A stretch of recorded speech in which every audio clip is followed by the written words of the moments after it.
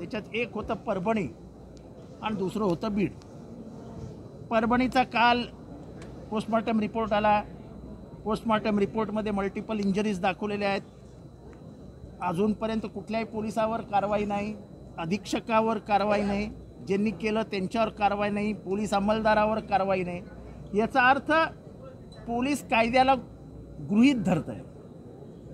अजूनपर्यंत का कोणाला तुम्ही सस्पेंड केलं नाही, निलंबन केलं नाही? अधीक्षकाची चौकशी, निलंबन का झालं नाही, बदली का झाली नाही?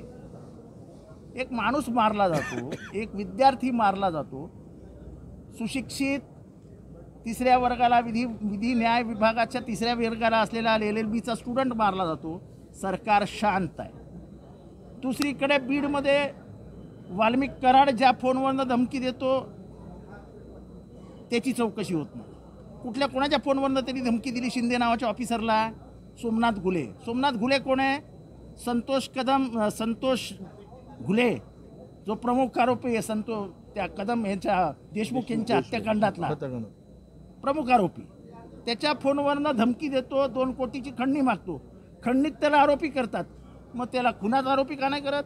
दुसरी गोष्ट, अशोक सोनवणे ज्यांनी मारहाण केली आणि ह्या सगळं घटना घडली तो मागासवर्गीय आहेत, अजून ॲट्रॉसिटी का नाही दाखल झाली आहे? असा हा कोण आहे वाल्मिक कराड? वाल्मिक कराड खडा तो व सरकार से बडा, या सरकारपेक्षा मोठा आहे वाल्मिक कराड। या सरकारची लाच जाते पहिल्या 5-10 दिवसातच। परभणी आणि बीड हे सरकारचे वस्त्रहरण करतायत। सरकारचं पुढच्या 5 म्हणजे जे काय जेवढे वर्ष राहतील तेवढं 5वी बहुमताच्या जीवावरती माज दाखवू आम्ही, अशा प्रकारचं नियमबाह्य काम करतायत। आता आम्ही सभागृहामध्ये स्थगन मांडला, विरोधी पक्षाचा अधिकार आहे, आम्हाला बोलूही देत नाहीत। आमच्या मनात येईल तेव्हा चर्चा करू असं नसतं। महाराष्ट्राच्या दृष्टीने 2 गंभीर विषयांवरती महाराष्ट्र अस्वस्थ आहे।